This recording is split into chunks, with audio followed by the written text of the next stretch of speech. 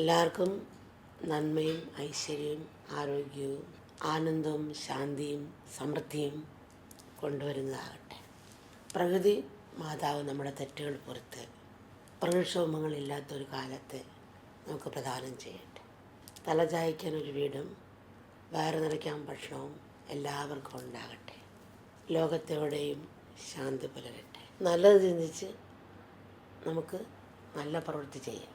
നല്ലത് പ്രവർത്തിച്ച് നമുക്ക് നല്ല ശീലം കൊയ്യാം.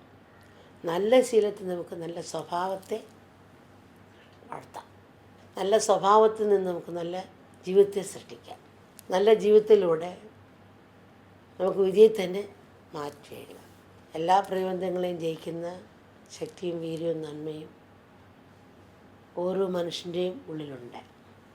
അതിനെയാണ് നമ്മൾ ഉണർത്താൻ ശ്രമിക്കേണ്ടത്.